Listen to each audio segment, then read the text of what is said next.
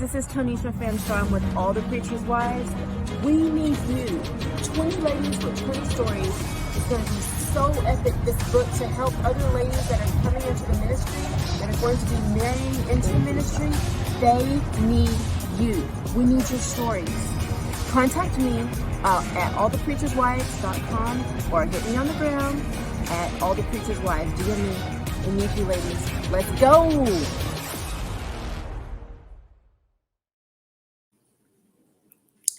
Hello, everyone. This is Tonisha Fanchon with All the Preacher's Wives, and we have another interview coming up for you in just a moment. But before that, stay tuned and hear all about what we have in store for All the Preacher's Wives. Get ready for All the Preacher's Wives, an anthology and celebration weekend hosted by Tonisha Fanchon, November 11th through the 13th. It's a peek behind the curtain of being a pastor's wife. We are looking for 20 pastors' wives to share their story. So if you are a pastor's wife who is interested in contributing to the book and joining us for the celebration weekend, contact us now at www.allthepreacherswives.com. Space unlimited. Again, www.allthepreacherswives.com.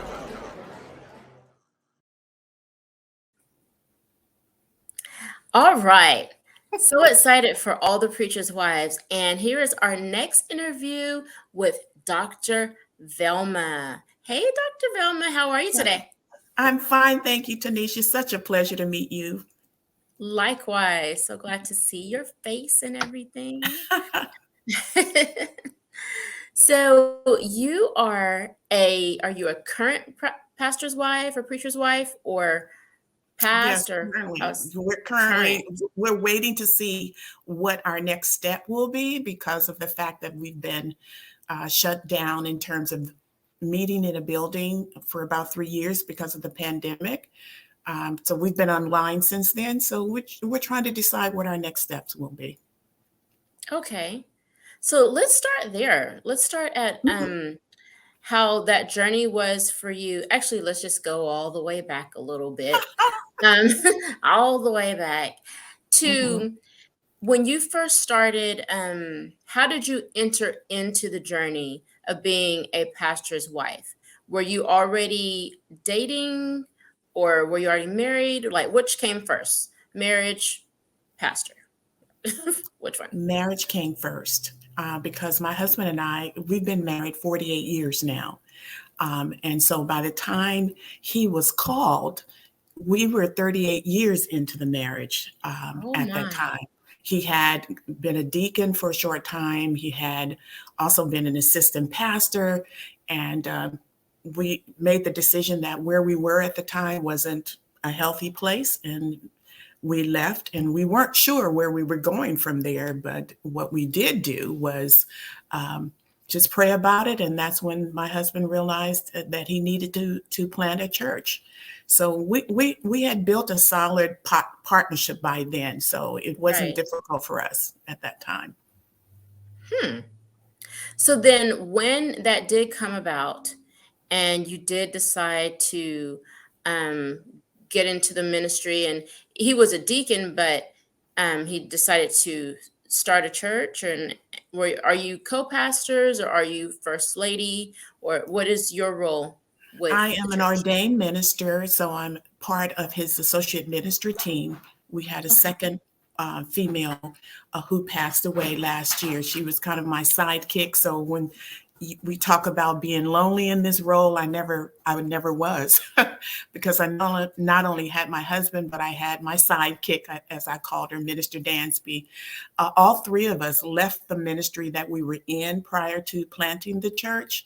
And so she was ready to leave, and she made a commitment to be with us and whatever God decided for us. And so when the decision came to plant a church, she was right there with us from the very beginning. Wow. That is really, really awesome. So, but your marriage was already, like you said, you had already built, a foundation with that. And then came the pastoral time and starting the church. Yes. So how did life change when you started the church? Well, I want to mention the fact that growing up in the church, I had other leadership responsibilities in as I was, being groomed and prepared for all of this. So I was not unaware of what happens behind the curtain. I saw it. Ooh. I witnessed it. The audience or the congregation doesn't get to see some of the things that happen behind the curtain. So I witnessed growing up watching the behavior towards a first lady. And when the congregation does not like her, and eventually that couple did get a divorce. I witnessed another situation where a family member whose pastor decided to appoint them as the choir director, and the wife hated the decision and just mistreated her the entire time. And so I've witnessed that. So it's not like I wasn't unaware of what can happen. I've seen it, I've witnessed it. But again, I felt like what gave us the upper hand is the fact that we had already built our marriage. We had already built a good foundation of partnering together in what we were able to do prior to my husband being called as a pastor. So it made what we experienced so much better. And I remember we used to have a joke where we said, well, we left 2 ministries before he planted the church. And we both said, well, at least we know what not to do. That's how we referred to the past. So it's almost as if God was preparing us. And so our focus was always on being servant leaders to those God sent into the ministry, to make sure that we were pouring into them everything they needed. Because we used to think of our ministry as a depot, as if people came through and stayed for a short time and left. And we saw it as we needed to pour into that individual until God told them where they needed to go. So we never saw it as people coming in as ours. We always saw it as our responsibility to build, encourage, inspire. And so whatever God had for them to do, whether it was there in the ministry or somewhere else, we wanted to make sure we did that, because we saw the other side of what happens in ministries when, whether it's your role or just being in a ministry where people are mistreated. And we didn't want to see that happen. Wow. Wow. So your story is a little different than some of the things that we've been hearing so far, being that you had already seen some of the stuff behind the curtain. So you were not all the way going in not knowing a lot of stuff. You had already seen some things, and that was, you went in kind of equipped a little bit, sounds I like. think so. Pretty solid. And I found that, I know we've had some discussions around this topic as it relates to loneliness. I never really had that. My siblings came along with us and supported us in ministry. So I had a tribe of supporters. We both did. His older brother and sister both came along with us. My older sister, my youngest sister. And then we both had 2 adult daughters. But by then they were both well into their family lives and careers, but they came alongside as well. And so everybody took part in something. And so we had that kind of supportive network that really helped as well. But to me, it spoke to who we were as individuals, because a sibling would not come if they didn't feel that you were worthy of it. So that was kind of confirmation for us that we were on the right track, and we wanted to keep it that way. Wow. I really love that. The having the support and the people coming alongside you, and then you Yeah. had your sidekick and all of that. That is super duper awesome. I really love Yes. that. Yeah. Because with you having that support, Mhm. um, it doesn't sound like you had any trouble with kind of figuring out like your place in the ministry or that type of deal. Was Well, that a journey for you, or not so much? not really my place in the ministry, because again, we've gone through those experiences where we had leaders that were not very supportive. And actually, the ministry we left, I wrote about it in my story. The ministry we left, I remember the day when the pastor called me in and just kind of began berating me in my service. And it caught me off guard. And after he said what he needed to tell me in terms of my service on the praise team, He wanted me to step down because he felt like there was something questionable about me. And at the time, I was not only participating on the praise team, but I was teaching the women's ministry in the women's ministry. And I was also one of the facilitators of the School of Biblical Studies. And so I said, and during that conversation, that if there's some question about me and my reputation on the praise team, then that should have applied to all three of those roles. So I stepped down from all three of them. And then after the meeting, went and told my husband about what he said and did. And my husband immediately went and met with him and said, look, any further meetings with my wife will not be alone. I will be in the meetings with her if you decide that's something you need to do. So it's interesting that the friend that I talked about that joined us in the ministry, when we first joined that particular ministry, we were in a board meeting where they were berating her. And I'm going, oh my gosh, what is this place? Wow. Wow. So that, all of that, I think, like you said, it really prepared me for where I needed to go in terms of my role as my husband's partner in ministry. Mm-hmm. You're also an author, I see. Yes. How did that journey start, or how long have you been writing? I began writing. Look, I've written all my life. I was a deputy administrator in state government, so writing was like second nature. But that was writing for government with the government's voice. So discovering my own voice came in after I retired in 2012. My daughters were the ones who inspired me to write. And I had no idea that by writing that very first book, it would set me on the path that God had for me.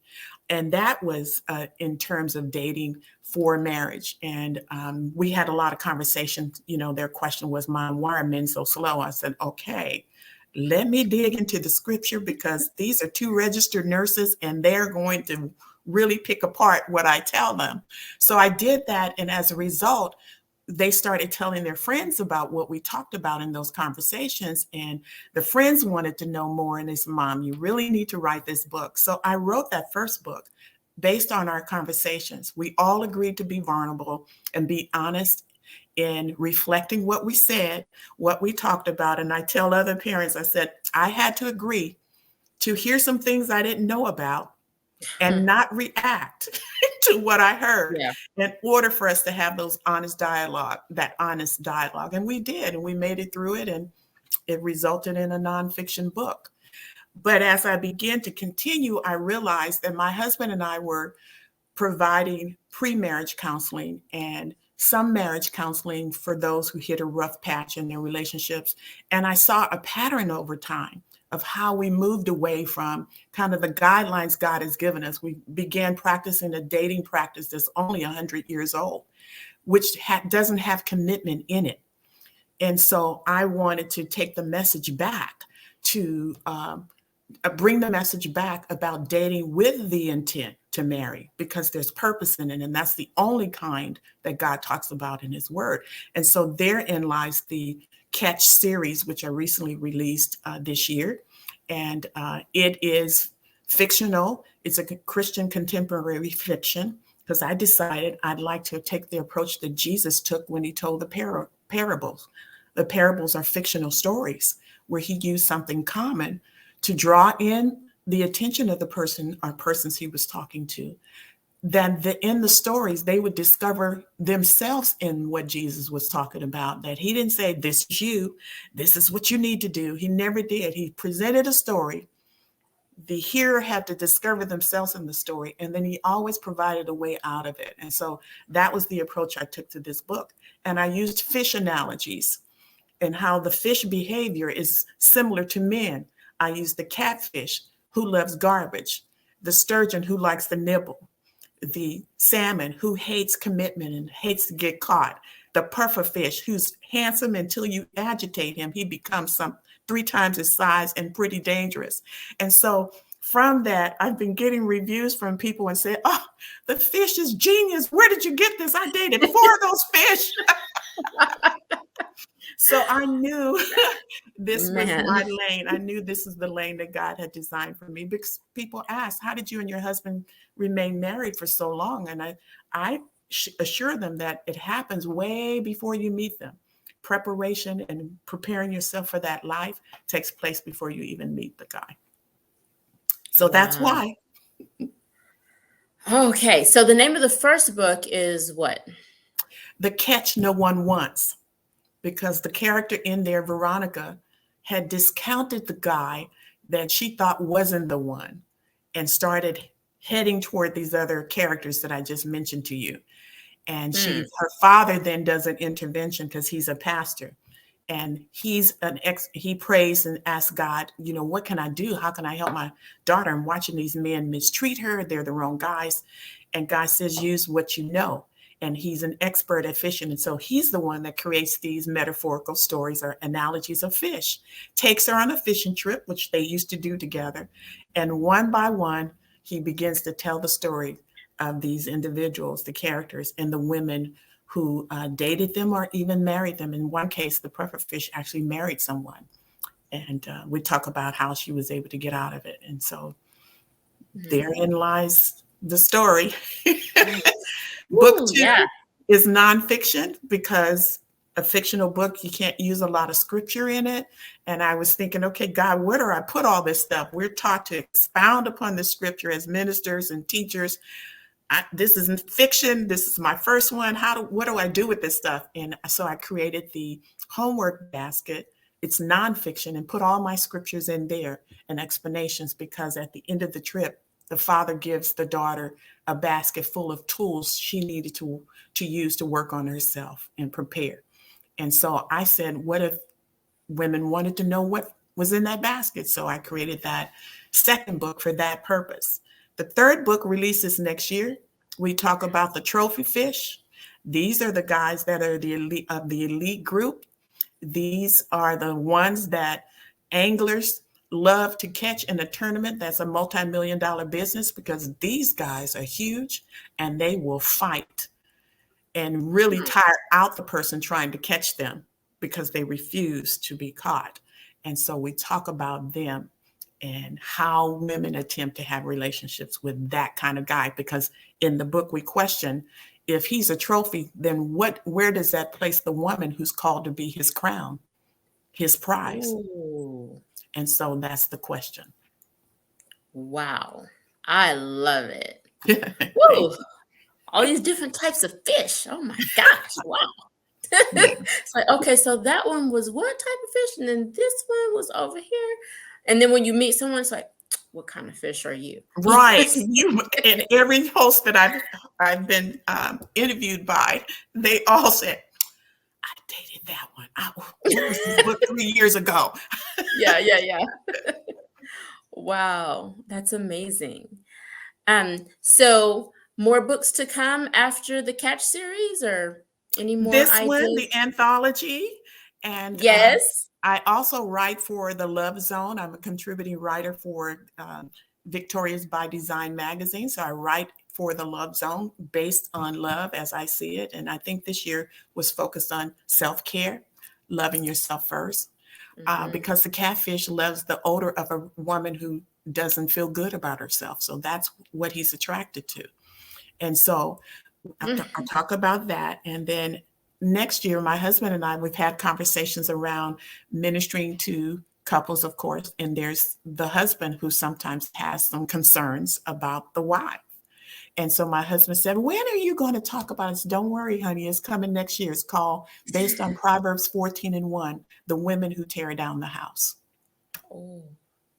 So that's coming. Okay. We're going to be ready.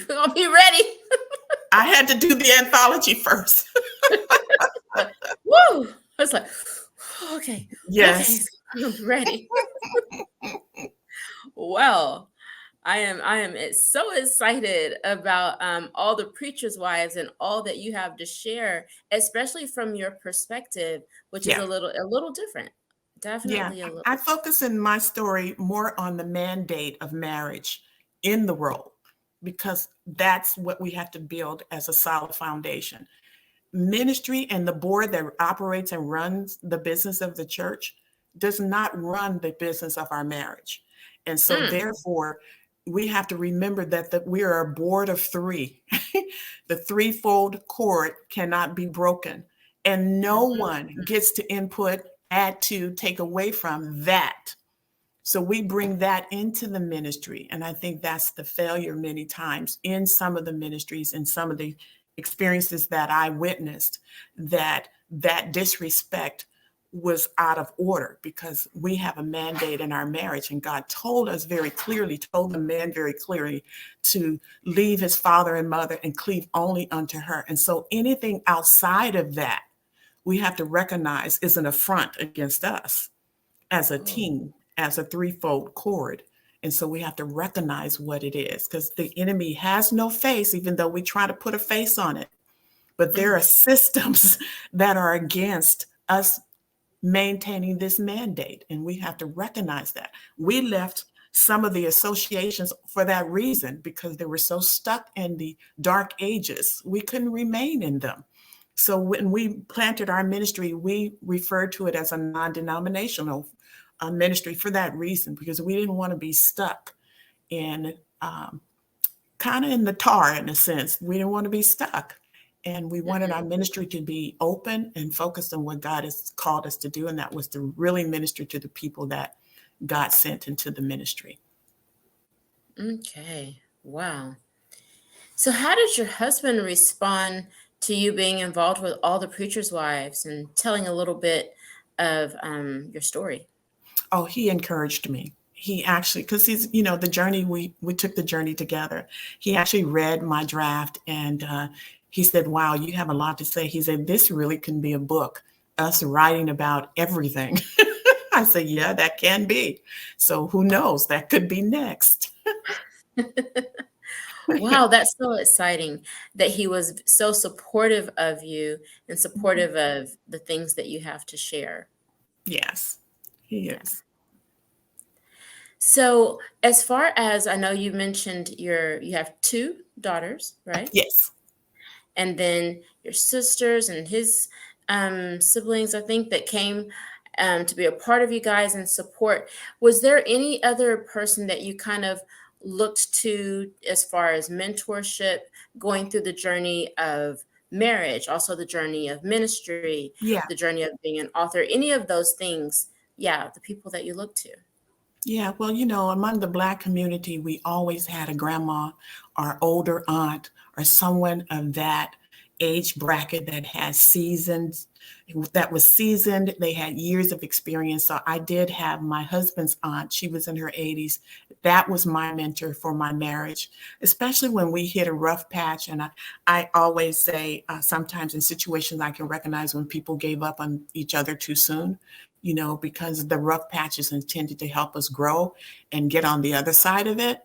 But she was the one that really helped me. And I remember, if I can be transparent and honest, which we commit to be about marriage, I went and talked to her about some difficulties my husband and I were having. And my aunt, I remember, in her old-fashioned country way, she said, baby, think about it. You have 15 years with this man, and you're willing to give that up for some other woman to come and take the 15 years you helped to groom and prepare him? And I said, oh, Marie, you have said the word today. Thank you. No, I'm not. Wow. And so when we think about it, that they were our coaches. I eventually got my certification as a dating relationship coach. I got my degree, my doctorate in theology, all of that. But we didn't have to have any of that for those people who were in our families that had seasons and years of experience. We went to them. And because a lot of them are no longer there, we now have to have coaches, we have to have these folks to go to. And so those were the kind of folks I had in my life. I had seniors that I could trust and rely on. I didn't want to go and talk to someone single. I needed to talk to someone who had been in the marriage a long time, in the trenches, and understood what happens to a couple when they hit a rough patch and how to get beyond that. And she really did that for me. So here I am 48 years later, and she was right. It's so much better on the other side of what you're going through if we can just get through it. Wow. That's so good. That's so good. I'm just really excited about everything that you're sharing and all, all of the years that you have in marriage and everything that you guys have been through as far as ministry and Yeah, even the rough patches that you talked about, because you hear so many times about people, they have all these years and it's just, and even people that we know, that are kind of just in our neighborhoods and stuff like that. And it's like, oh right. my gosh, like what happened? And it's hard to see, Of course, you never know what's going on in a person's heart, but it's really just hard to see. And even some of the people that I knew growing up, and they were married all through, Yeah, all my years and being an adult, and then they got divorced, and I was like, oh my gosh, like what happened? yeah. And if only they could have like made it over that thing, Or whatever was had going on. somebody, yeah, or had Yes. somebody that could speak into their lives to help them to see a different side of it. But Yeah. based on my experience and my husband and I, as we mentored, look, I'm going to be honest with you. During those pre-marriage counseling sessions, we were sitting there talking to couples, and we knew from the moment they began telling us about the problem, they were not right for each other. Oh. But some couples view pre-marriage counseling as if we're there to fix their problems. We're not. We're there to help point them in the right direction. But if that person or individual is the wrong one, I mean, right away if they're willing to even hear that. So we have to be very careful what we say. And so that again helped me to, go back to focus on what I knew I needed to write about, because if he's the wrong one, he's the wrong one. And forcing someone to marry you is not the way either. And so I've seen a lot of situations even in church where we had a lot of couples around our age when my husband started out as a deacon. Every last one of those couples are not together now. I used to admire them and thought, they had really a good, solid marriage or relationship, but I had no idea that over time their marriage would not survive. And so it's interesting that we really have to learn and apply the right tools, because commitment begins. And this is why I talk about dating for the purpose or with the intent to marry, because commitment happens way before. And so if you are committed to that individual, then you're committed. I remember my husband and I looked at each other and we said, look at this face. This face is not going anywhere. So get used to it. And then I also found, Tonisha, that some people go into the marriage for the wrong reasons. They look at conditions, and conditions change over time. I encourage women as well as men to look for those qualities that are important, because I am not the size I was when I walked down the aisle with my husband. And if he was one of those men, and I've seen this in marriages, that warned the wife if she gained any weight, the marriage was over, that's a condition. Ooh. If I said my husband had to keep that full afro he had when he walked down the aisle to marry me, that afro is gone. If that was a condition that I had, that would be over. If he had to make more money than me, we would not have ever gotten married, because I was making more at the time we got married. He passed me and left me in his dust after 5 years, making more than me. So who cares? It all goes into the same pot. So sometimes we focus on the things that won't last. And those could have been some of the things that these couples focused on going in. They focused on conditions rather than qualities. And it's the qualities that will last. Mm. That is definitely something. The qualities that will last and not the conditions. Not the conditions. Wow. It seems like in our society today, I almost feel like there's this push I guess you could say, the opposite direction, where it's kind of like, it's not, oh, like, here's this face, get used to it. We in it. We just in it. It's more of a, okay, I'm gonna get married to you and it's cool until it's Oh, not cool, and then I'm out. yeah. I got Well, I got a little bit of stick to it, and there's a little bit, just this much, and then I'm out. right. And people are okay. They're like, oh, okay, so it wasn't working. All right, well, you could just, it's cool. Just go ahead and Yeah. divorce. That's part of the dating culture that I mentioned that's only 100 years old. Look, it's like God has given us the keys to the kingdom and we've forgotten how to use the keys. Mm, Some have not been taught to drive, and some have not been taught to use the key to the right door. What we have a big key ring full of keys, and we have no idea we have everything we need if we know how to use the key at the right time. And so I think a lot of times, just like the current dating culture, it teaches a lack of commitment. If I don't like you, that's it. Stop calling me. Block. know, yeah. and so if I don't like it, I'm out. Just like what you said, that's what the current dating culture teaches. With the marriage, with with the intent to marry, it's commitment from the beginning. That is who you're going to be. That is who I am. And I remember when my daughters and I had the conversation, my oldest daughter had already had one failed marriage. And when we began having the conversation, she said, Mom, I'm getting ready to apply these principles and see how it works. Because in the dating, um, with the intent to marry, there are specific strategies that you use, just like we do in business. If I'm going to partner with someone in business, I'm going to do my due diligence to make sure they have everything they claim they have in a business. You're going to research and examine and all of that. So the very first question we have dating with intent questions, what's your intent in dating me? What's your purpose? Why did you choose me to date? And my daughter was telling me, she said, Mom, right away, these guys were saying, I'm just here. I'm just here to have fun. I'm just here to get to know you. And she said, check off the list. She said, I love these questions. I'm not wasting my time anymore.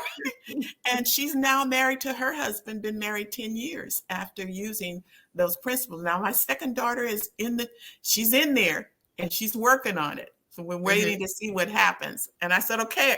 I told her, I said, I can't write the next book until you get done. It's all about commitment, and it's commitment from the very beginning. You have to be ready to ride it out, because the enemy of our soul hates marriage, period. He hates it. When God says for us, how can two walk together unless they agree? He hates agreement. So what do you think the enemy's going to do? He's going to try to throw whatever he can, the baby out with the bathwater if he can, just to tear this relationship up. And I think that, like in your example, a lot of people go into it not committed at all. So it's easy to get out. Yeah, yeah. Well, thank you so much, Dr. Velma. This has been such a great interview. I'm so excited to just talk to you more and Of see course. more of your story, not only through your books, but of course through All the Preacher's Wives, which will be out November 11th. Oh, we have And a date. Yes, we're looking to launch it, to release it November the 11th, make it available for all to read and to see. And before we wrap up all the way, how do you think All the Preacher's Wives will help other preachers' wives and other pastors as well?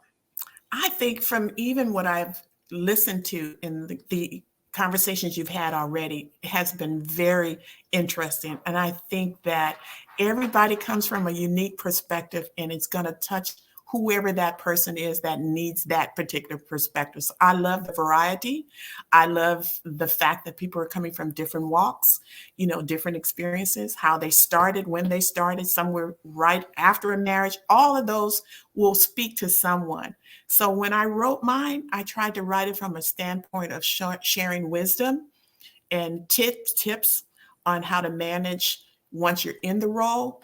And my focus in my writing was definitely focused on maintaining the mandate in your marriage and then you're going to do well. I love it. I love it. Just definitely, like you said, maintaining the mandate in your marriage. That's a powerful statement. Yeah. Thanks. Well, thank you so much, Dr. Velma. Like I said, it's been a pleasure with this interview and hearing all that you have to say. I'm gleaning. I'm taking some nuggets there. But Dr. Velma is not the only one, ladies. We have a few more slots left, just a few. So if you are a pastor's wife, past or current, hit us up on the gram. Hit us up on any of our platforms, YouTube, Facebook. We are all over, and let us know. We'd love to have you and love to see and hear your unique perspective. And that's all for now. Stay tuned for the next interview. Thank you. Bye for now. Bye.